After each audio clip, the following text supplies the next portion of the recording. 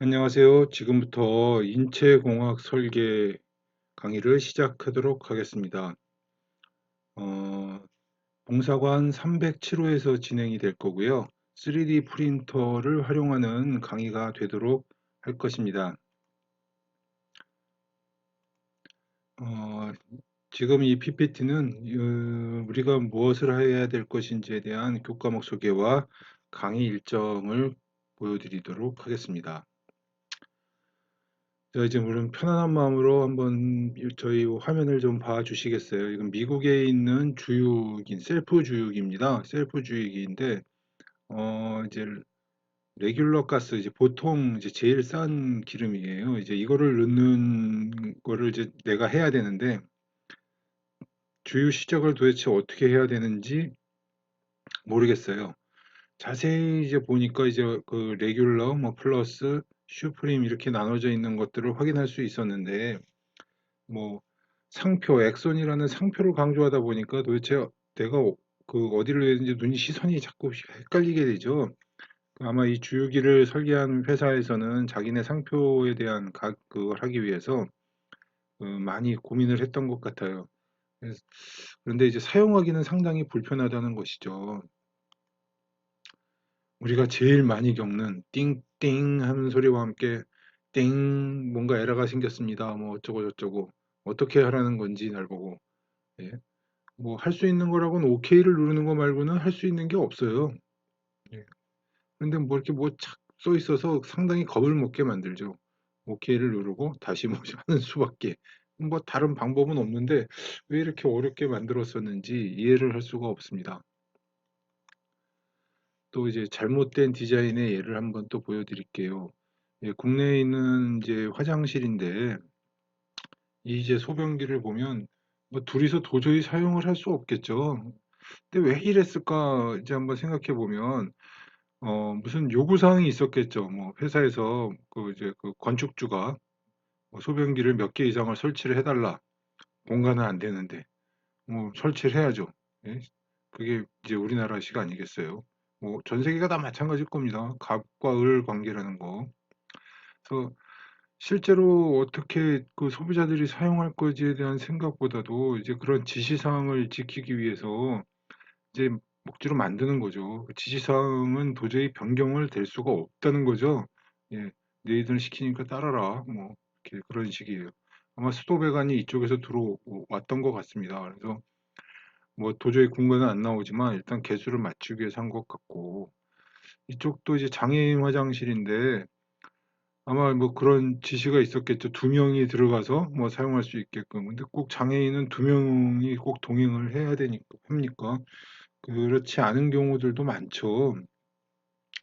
두 명이 동행을 했었어도 이 소변기가 이 화장지 옆으로 와 있던가, 이 화장지가 이쪽 오른쪽 편에 설치가 됐었어야 되는데, 이 오른쪽 편에는 이제 콘크리트 벽이고, 여기는 이제 합판이에요. 그러니까 합판에 이제 나사를 받기 쉬우니까 여기다 이제 휴지를, 거리를 이렇게 만들어 놓은 걸 겁니다.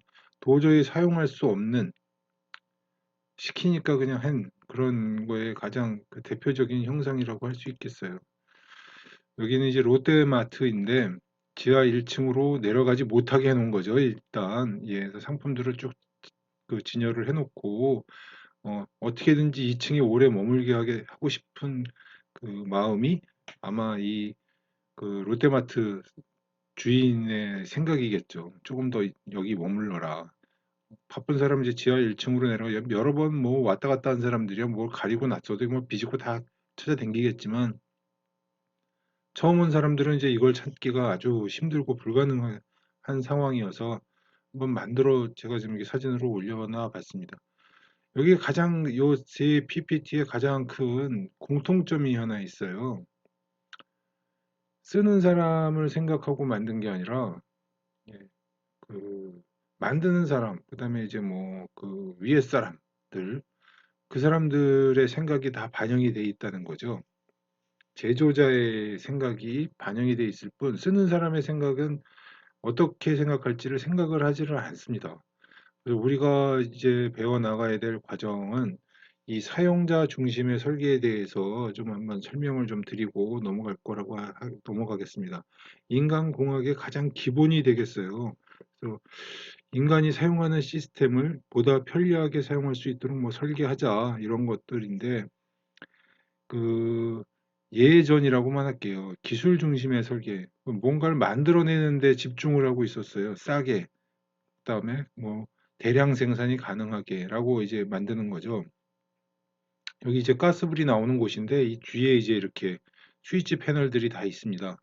뭐 그 대충 상상이 돼요. 뒤에서 이제 가스 배관이 아마 들어올 거고 이 가스 배관의 중간에다 밸브를 달고 이렇게 가스를 이쪽으로 공급을 해줘야 이제 파이프 라인도 간소화가 되고 생산도 편리하고 제조 원가도 떨어지고 뭐 기타 등등 예, 뭐 이렇게 그 했던 게 예전에 그 가스레인지인데 보시면 아시겠지만 여기 이제 뭐 아무것도 없는 상태에서 만약에 여기서 이걸 불을 켰다가는 뭐 손이 여기 뭐 다 탈 수도 있겠죠.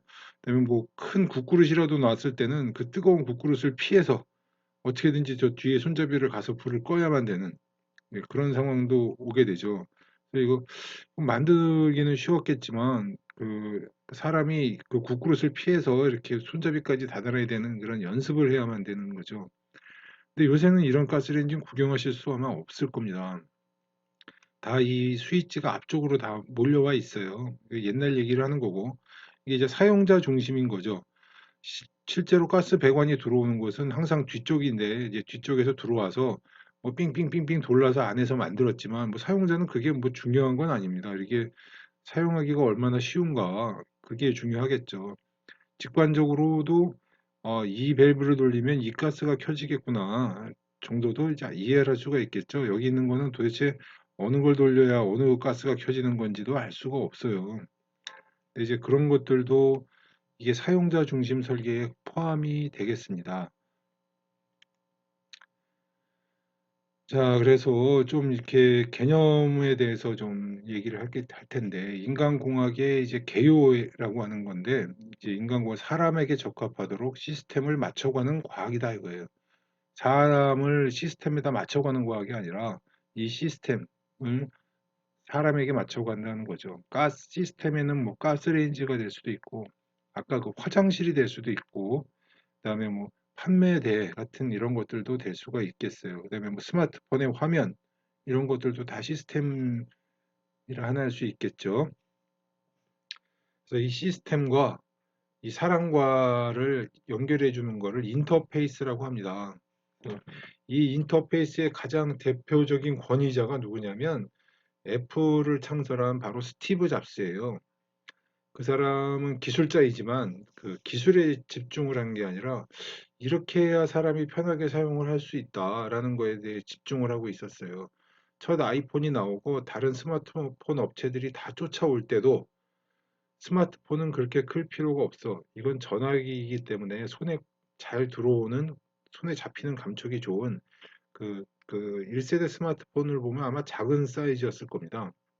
그걸 계속 고수하고 스티브 잡스가 있을 때는 큰 스마트폰을 개발해내지는 않았었어요. 그리고 아이폰 보면 버튼이 하나뿐이죠. 그래서 아무 불편하지 않게 사용을 할 수 있어요. 버튼이 많으면 편리할 거라 생각을 하는 사람이 있는가 하면 버튼은 하나만 있으면 돼 라고 생각하는 예, 사용자 인터페이스, 인간 중심으로 생각한 건지 시스템 위주로 생각을 하는 건지에 대한 차이가 있겠습니다. 그 중에서 저희가 해야 될 이 인간공학이란 바로 이 인간을 중심으로 이 기계를 바꾸어 나가는 이거를 설명을 하게 되겠어요. 여기는 지금 예로 든 거는 그 한국형 헬기 수리온이라는 헬기의 그, 그 조종관이에요. 조종관을 어떻게 사용할 것인지 예. 일단 행동 분야에서 보면 뭐 이제 그 의자에 어깨를 띄지 않고 붙어 있는 상태에서 모든 스위치가 다 손에 닿는지, 그다음에 여기서 뭐 무슨 계기판에 많이 나와 있는 것들이 있는데 고개를 돌리지 않고도 중요한 그 상태 표시들은 그 조종사가 인지를 할 수 있는지, 뭐 이 조종소관이 너무 시끄러워가지고 잘 생각을 할 수 없을 정도로 시끄럽다든가 뭐 무슨 뭐 그렇지 않게끔 그런 것들을 다 하는 것들이 인간공학의 그 학문이 되겠습니다. 인간공학이란 영어로 에르고노믹스라고 하는데요. 이게 그리스어인데 작업을 뜻하는 에르고와 그 자연 법칙을 뜻하는 로모스의 합성어입니다. 그러니까 뭐 그대로 직역을 해서 하면은 작업을 하는 자연 법칙, 뭐 일을 하는 법칙, 인간이 일을 할 수 있게끔 해주는 법칙이라는 거겠죠. 그래서 어, 인간의 한계를 측정하여 이를 시스템에 적용하는 학문이라는 게 이제 이 학문의 정의입니다. 그래서 그 인간의 한계, 그러니까 뭐 어, 그 다 한계가 있어요. 우리가 듣고 있는 소리 같은 경우는 뭐 최저 20Hz부터 뭐 2kHz까지 사람이 뭐 듣는다고 하는데 이제 그 범위를 넘어가는 소리로 무슨 경고음을 알린다던가 그런 시스템이 있다면 뭐 문제가 된다 뭐 이런 것들을 연구하는 학문이에요. 사람 눈으로 볼 수 있는 빛의 파장은 어느 정도이다. 뭐 사람이 들 수 있는 무게는 어느 정도이다. 뭐 이런 것들을 연구하는 학문이겠어요. 동의어로 이제 미국에서는 이제 휴먼 팩터 엔지니어링이라는 용어를 쓰고 미군에서는 그냥 휴먼 엔지니어링이라는 용어를 써요. 그리고 미국 외의 모든 다른 나라에서는 에르고노믹스라는 단어를 씁니다. 그래서 이제 인간공학의 정학, 철학, 이제 정의에 의해서 철학을 이제 설명을 드릴 텐데 기존에는 기계를 만드는 게 쉽지 않았어요. 그래서 많다 보니까 일단 기계를 만드는 데 집중을 했어요. 그래서 기계를 만들어 놓고 그 기계를 사용하기 위해서 인간이 이제 훈련을 해야만 됐죠. 뭐 무성 영화 중에 찰리 채플린이 나오는 영화가 있었는데 그걸 기억하시는지 모르겠습니다. 공장 속에서 막 그, 그, 그 기계를 따라다니면서 나사를 잠그고 막 이렇게 쫓아다니면서 일을 하는 그런 것들이 있는데 그게 이제 기계를 만들기 쉽지 않던 시대에 기계에 맞춘 인간이었는데 이제는 기계를 인간에다 맞추자. 인간에 맞춘 기계를 만들자. 이것이 인간공학의 철학입니다. 그러니까 이 기계라고 이렇게 단순히 해놨는데 모든 시스템을 얘기해요. 우리 주변에 있는 의자, 뭐 마우스, 모자, 뭐 옷, 신발, 뭐 기타 등등, 뭐 컴퓨터, 노트북, 휴대폰 모든 물건에 대한 것들을 연구하는 학문이겠습니다. 인간공학은 이렇게 네 가지 분야로 나누어서 지금 연구가 진행이 되고 있어요. 인체공학, 인지공학, 감성공학, 사용자 경험 설계라고 하는 이렇게 네 가지 분야로 나눠서 하고 있는데 그 중에서 이제 우리는 이걸 다 공부를 해서 인간공학 박사가 되고 싶지만 저희는 이 인체공학 설계에 대한 부분들만 한 학기 동안 공부를 해나갈 겁니다.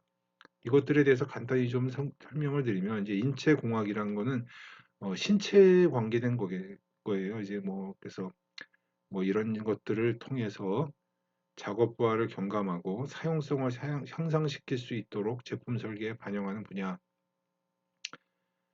인지공학이라고 하는 것은 이제 사람이 어떻게 무엇인가를 받아들이는가에 대해서 연구하는 공학이 되겠어요. 그래서 주로 컴퓨터의 화면이라던가 뭐 이렇게 시스템의 전체적인 내용들 이런 것들을 하는 것들이 되겠습니다. 감성공학이라고 해서 제품을 설계해 놨는데 사람들이 거부감을 가지는 수 있다던가 저거는 사람들이 받아들이기에 뭐 이렇게 편하게 느끼지 않아.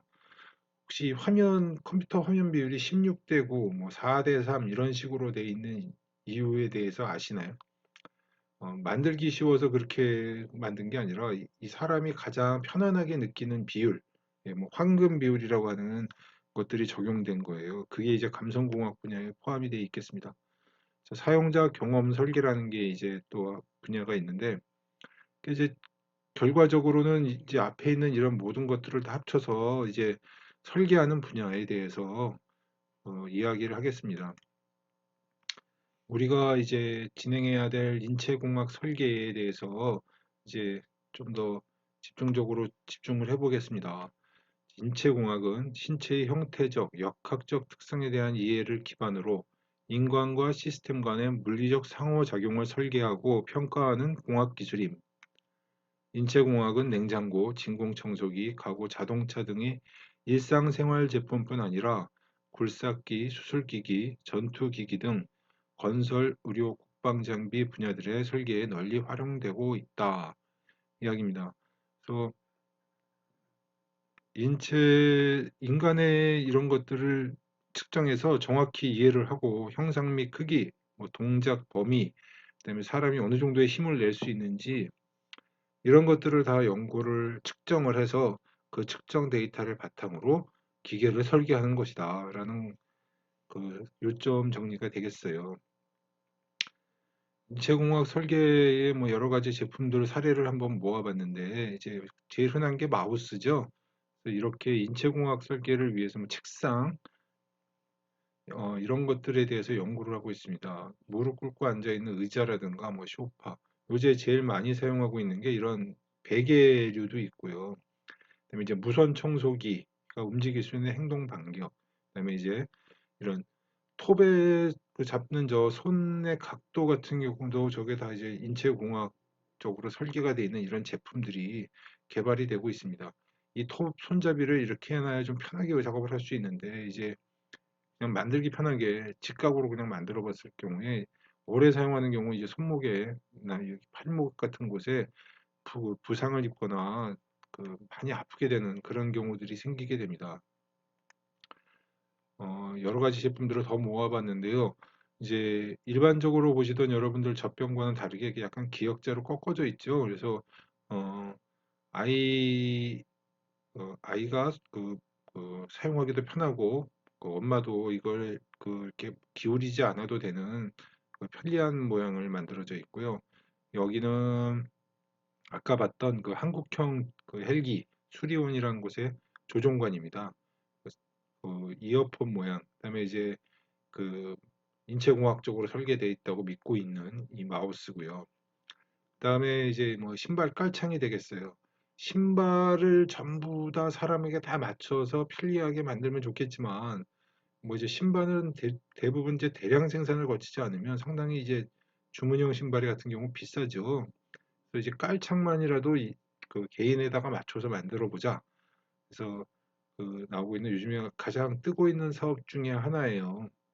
그래서 피로도를 줄이고 뭐 어떤 경우에는 이제 뭐 다리가 휘거나 이런 사람들을 교정해 주는 데도 사용하기도 하고 예. 무릎이 아프신 노인분들을 위해서 뭐 특별히 설계되어 있는 뭐 뒷굽이 없는 그런 뭐 신발들도 보신 적이 있겠지만 그냥 이런 깔창들이 많이 그 소개를 받고 있습니다. 이제 이제 인체공학에 대해서 이제 여러 가지 뭐 이제 분류를 해놨어요. 근데 뭐 굳이 이렇게 집중해서 공부하지는 않아도 될 것 같고 요 응용 분야 부분만 볼게요. 그래서 이 인체공학이 가장 많이 쓰이고 있는 스포츠 생체 역학 부분과 임상 생체 역학 분야, 그다음에 산업 생체 역학 분야에서 산업체에서 뭐 사용하는 그런 것들이 있다. 이제 정도만 알고 이 페이지는 넘어가도록 하겠습니다. 이제 인체공학의 핵심 기술은 이 측정 기술과 이 분석 기술이라고 하는 두 가지가 이제 가장 핵심 기술이에요. 이제 측정 기술이라고 하면 뭐 아시는 것처럼 이제 3D 스캐너 뭐 이런 걸 이용해서 뭐 인체를 스캔을 하는 거겠죠.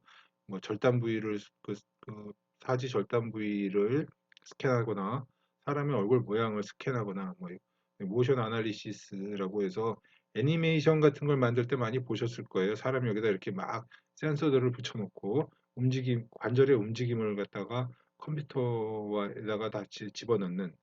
그다음에 여기 있는 포스 플레이트라고 하는 거는 이제 발바닥에 어떤 힘들이 가해지고 있는지, 어느 부위에 가해지고 있는지, 걸을 때, 뭐 뛸 때, 뭐 그냥 서 있을 때 어떤 발바닥 부위에 뭐 하는지 그런 것들을 측정하는 EMG라고 되어 있는 거는 근전도 센서를 이용해서 어느 부위가 가장 피로도를 많이 받는가, 이제 뭐 그런 것들을 측정하는 이런 측정 기술 부분들이 있겠어요. 인간에 대해서 정확히 알아야만 뭐 거기에 그것을 설계에 반영할 수 있으니까 가장 기본이 되는 거겠죠. 이제 분석 기술이라고 하는 거는 실제로 이제 측정 장비로 해서 무언가를 획득을 했는데 그게 이제 그 실제로 그 이제 어떤 데이터인지를 이제 분석하는 이것들이 적절한 데이터인지 이제 적절하게 만들어져 있는 기계인지를 분석하는 기술이 되겠어요. 그래서 뭐 여기에는 두 가지 방법이 있어요. 객관적 자료 분석과 주관적 자료 분석이라는 게 있는데 다음 화면에서 보실게요. 어, 아까 처음에 봤던 이제 무선 청소기를 사용할 때 손목 관절이 어떤 피로도를 받는가 손목이 움직일 수 있는 범위라는 거는 정해져 있잖아요. 팔이 움직일 수 있는 범위란 것도 정해져 있습니다. 그 값을 실제로 이제 이거를 모션 사용하는 것들을 모션 캡처를 해가지고 몇 번이나 이 관절 편안하게 사용할 수 있는 관절 범위를 몇 퍼센트 벗어났어요. 뭐 이제 그런 것들을 이제 측정하는 거죠. 객관적으로 데이터들을 딱 이렇게 해서 정해놓고 10%를 벗어났습니다. 뭐 30%가 벗어났습니다. 여기를 손잡이를 각도를 몇 도를 정도를 바꿔야겠습니다. 이런 것들을 이제 분석을 하는 기술이 되겠어요. 이제 거기에 반해서 이제 주관적 자료 분석 기술이라는 거는 이제 설문지라는 게 있죠. 그래서 그립감은 10점 중 몇 점을 주실 수 있습니까? 그래서 여러 사람들한테 이제 이걸 설문지를 받아서 그 평균을 내서 몇 점, 동작 효율성은 만족하십니까? 기계는 무겁지 않았나요? 얼마나 무겁나요? 10점 만점 중 몇 점, 뭐 이런 것들을 하는 해서 이거를 분석하고 평가하는 그런 기술이 되겠습니다. 아까 보신 것처럼 뭐 여기 주로 이제 근전도 센서들을 이용하거나 뭐 이렇게 심전도 센서들을 이용해 가지고 이게 이제 사람에게 어느 정도 피로감을 주는지 어떤 영향을 주는지를 분석하는 그런 기술 이런 것들도 있어요. 음, 이제 뭐 인체공학 기술은 뭐 여러 가지 이제 결론은 이거죠. 최적 형상을 도출하여 설계 방향을 제시하는 것이다. 사람이 가장 편안하게 사용할 수 있는 제품을 만들어내는 기술, 인과공학적 설계 기술이라는 용어로 정의를 내려볼게요. 어, 자, 이제 한국인 조종사용 산소 마스크 개발 과정을 잠깐 이제 보여드릴게요. 사용하는 장비는 여기에 이제 이렇게 우리가 흔히 보는 핸드헬드 스캐너를 이용해서 조종사의 실제 얼굴을 이렇게 이제 스캔을 뜹니다. 그리고 외부에 이제 장치들을 연결할 수 있게끔 이제 3D 모델링 파일을 만들었겠죠. 그 3D 모델링 파일과 이 인체에 딱 맞는 형태의 이 데이터를 합성을 해서 예, 제작을 하게 되겠어요. 그 과정인데 어, 이게 초창기에는 다 이 전투기들이 다 뭐 미국에서 들어오잖아요. 미국형 전투기들인데 미국에서 개발되어 있는 장비들을 쓰다 보니 한국인 체형하고는 맞질 않습니다. 키도 그렇고 뭐 코 높이 뭐 이런 것들이 다 한국하고는 맞질 않기 때문에 그래서 이런 것들이 많이 연구 개발이 되고 있습니다.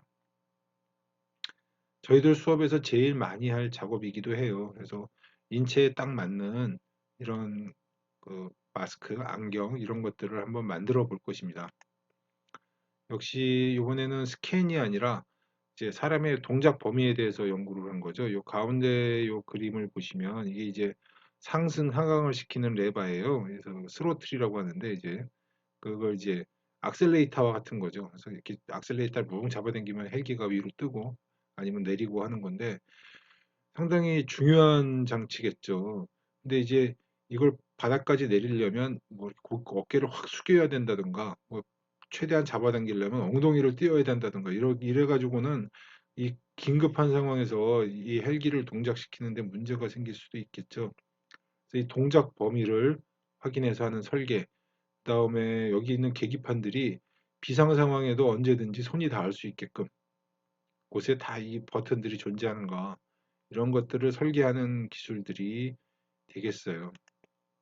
그리고 인지공학적 설계의 예를 한번 들어본데 이제 뭐 여기 뭐 이렇게 돼 있는데 빨래방을 한번 생각해 보시면 되겠어요. 그래서 빨래방 뭐 이렇게 뭐 이렇게 넣는 위치라든가 뭐 이런 것들을 하겠죠. 그다음에 글씨 크기는 어느 정도가 최소 적절한지, 일반 사람들이 가장 편안하게 읽을 수 있는 글씨는 어떤지 뭐 이런 것들을 하는 거예요. 그래서 저희 집 앞에 빨래방이 있어서 이제 뭐 자주 가보는데 이제 여기 막 스티커들이 많이 붙어 있습니다. 뭐 엄청나게 많이 붙어 있어요. 한 장으로 돼 있질 않고 막 이렇게 붙여 있고 뭐 프린트를 해서 붙여 놓은 것도 있고 뭔가 나한테 설명을 하기 위해서 이건 하지 마세요, 뭐 하세요라는 것들을 다 따로따로 붙여 놨어요. 막 색깔도 막 빨간색, 파란색 막 써가면서 억지로 다 한번 읽어보는데 다 읽고 나서 나한테 도대체 내가 도대체 뭘 하라는 건지 날 보고 뭘 하라는 거지? 이런 생각이 드는데 이제 한 번에 설계가 되질 않고 이제 막 그냥 필요한 때마다 갖다 막 이렇게 포스트잇 붙이듯이 막 붙여놔서 그런 일들이 생기죠.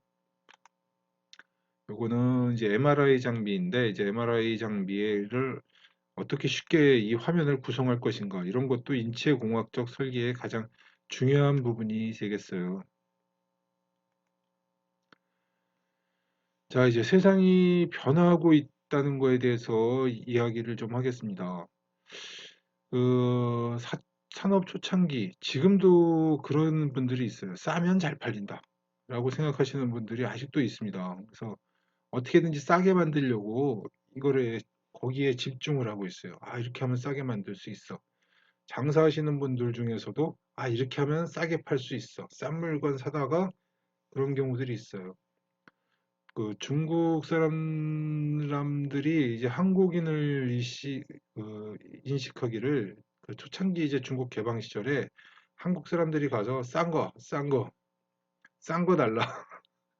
품질에는 관심이 없었어요. 그냥 싼 거. 국내에서 뭐 10만 원에 팔리고 있는 기계인데 뭐 이제 그거를 중국 가가지고 만 원에 만들어 가지고 오는 거죠.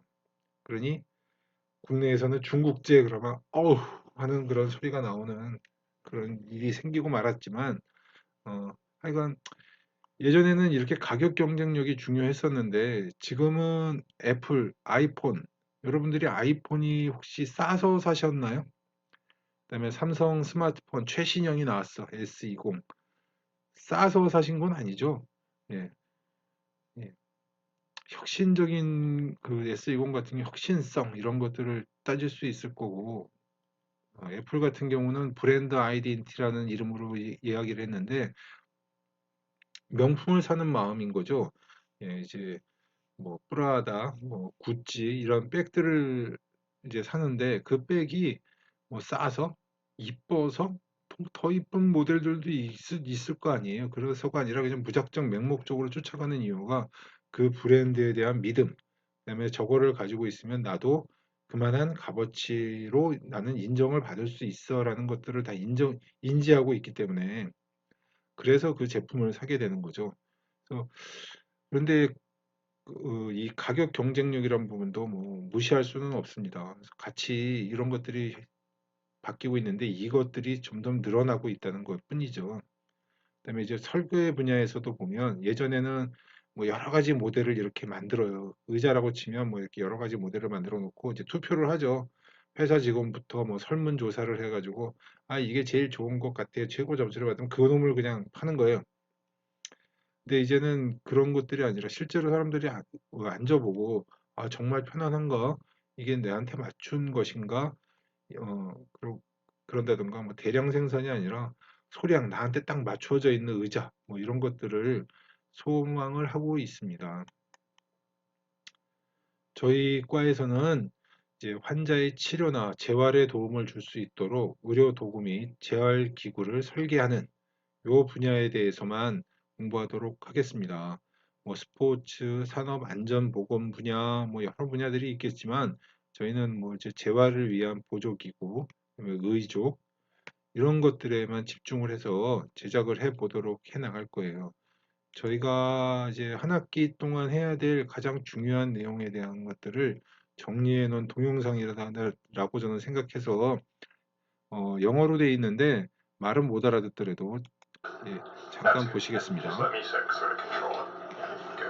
For amputees, sockets are a critical part of any prosthesis, supporting their weight and movement, but they often have to be modified or remade several times if the initial fit isn't right and to adapt to the changing shape of the patient's limb, says physiatrist Dr. Amanda Mayo. It's a multi-step process, each one taking about 8 hours to complete by hand. So prosthetics is made very manually, like we take manual casts and the process and technicians have to do a lot of fabrication, so it takes a long time and we're just trying to see if we can make things more efficiently for patients and use 3D printing sort of in the prosthetic space. That's led to Sunnybrook trialing this, having a 3D printer do the work, creating a digital model of the patient's leg from a computerized scan using a handheld tablet. Sean Fitzpatrick became an amputee following a motorcycle collision last year. He says the traditional manual casting method has its drawbacks. It's a whole week before you get it, and a whole week mightn't seem much, but for somebody that's learned how to walk and everything, it's pretty significant. He says it would be great for patients to have another option. So I hope 3D printing, once it scans your whole leg, that's your leg. And hope that slides on and fits like a glove. Dr. Mayo says there are a lot of people who are building prosthetics, but Sunnybrook is the first to study how safe, effective, and patient-friendly 3D printing is. For now, the focus is on testing the technology on patients with lower extremity limb loss. If successful, it could offer prosthetists one more tool to work with and skills around what could very well be the technology shaping the future of their field. With Sunnyview, I'm Monica Mattis. So I think it's just do that. Yeah. Okay.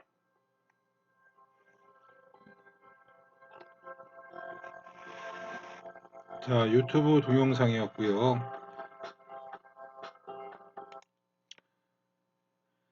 자, 이제 보시니까 어떻던가요? 예, 그래서 그 기존에 만들던 방법들을 많이 뛰어넘는 그런 것들을 하고 있어요. 그래서 저희가 이번 학기에 집중적으로 해야 될 것들은 그 소켓이라고 합니다. 그래서 의지는 하지 뭐 보조기, 의지 이렇게 발을 뭐 만들어서 공학적으로 그건 설계를 할 수 있는데 인체 부분에 닿는 요 부분은 뭐 그 사람 사용자 모두에게 개인에게 맞춰야 되죠.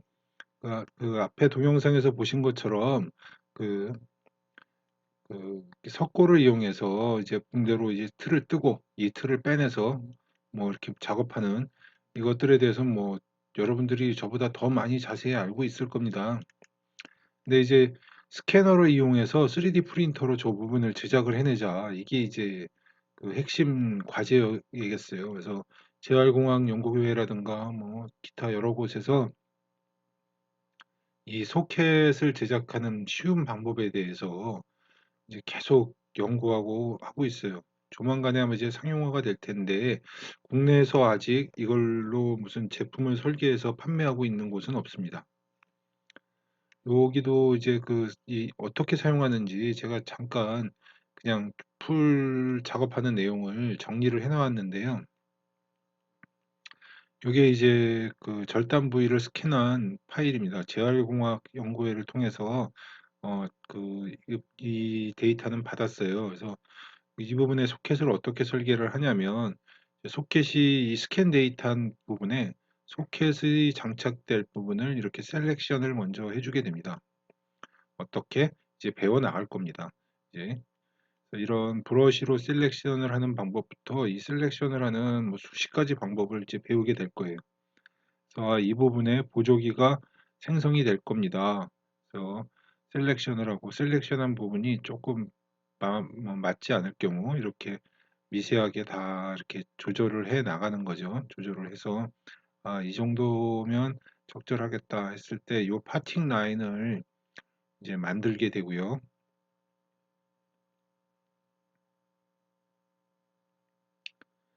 그래서 계속 이 파팅 라인을 수정하고 또 수정해서 이제 적절한 부분에 그 형성을 만들고 이제 이 스캔 부위를 따라서 이제 이렇게 옵셋이라는 것을 줘서 이런 두께로 이런 형상이 있으면 좋겠다. 지금 한 거는 이제 근데 딱 맞게 하면은 그 뭐 계속 움직여야 되는 살인데 이게 문제가 있겠죠. 그래서 살과 이 보조기구와의 그 약간의 옵셋을 둬서 또 약간 벌려주고 그곳에 이제 무슨 쿠션이라든가 를 집어넣을 수 있기 때문에 그래서 그런 것들을 집어넣을 수 있는 여백을 주고 다시 이렇게 페이스를 만들게 되겠습니다. 이제 그 만들어져 있는 것들을 이렇게 각이져 있는 부분들을 또 다시 선택을 해서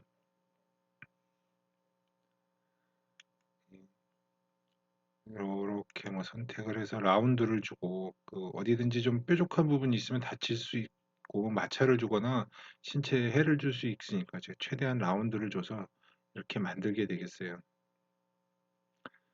그 재질을 투명 상태로 넣어서 이 안 부분이 정확하게 다 설계가 잘 되어 있는가 한번 검증도 해보고 예. 자, 여기 이제 불러온 건 뭐냐면 이건 이제 소켓이고 실제로 이 밑에다 이제 다리 기구물들을 붙여야 될 거 아닙니까? 그래서 그 붙일 수 있는 뭐 나사를 뭐 고정하던 무슨 뭐 클립으로 끼우던 하던 하여간 이런 면에는 안 되니 이렇게 그 붙일 수 있는 부분 이거는 이제 다른 3차원 CAD에서 이제 설계를 해서 가져오게 되겠죠. 그 이 소켓과 붙일 수 있는 부분까지를 다 가지고 와서 이거를 지금 있는 것과 이렇게 합쳐서 만들게 되겠습니다. 그러면 이 부분에다가 이제 그 인공 구조물들, 뭐 카본 파이프가 됐던 뭐가 됐던 이런 것들을 이제 실제로 된 그 의지를 저기다 장착할 수 있는 소켓 부위를 만들 수가 있게 되겠어요. 그래서 이거를 실제로 저희가 3D 프린팅을 해서 가능한가? 근데 이제 발 같은 경우는 엄청 사이즈가 크거든요. 그래서 뭐 발까지는 힘들 것 같고 저희가 손을 가지고 손가락이라든가 이런 것들을 이용해서 한번 만들어 보도록 하는 것들이 이번 학기에 저희가 해볼 실습들이에요. 자, 이렇게 마무리가 됐습니다.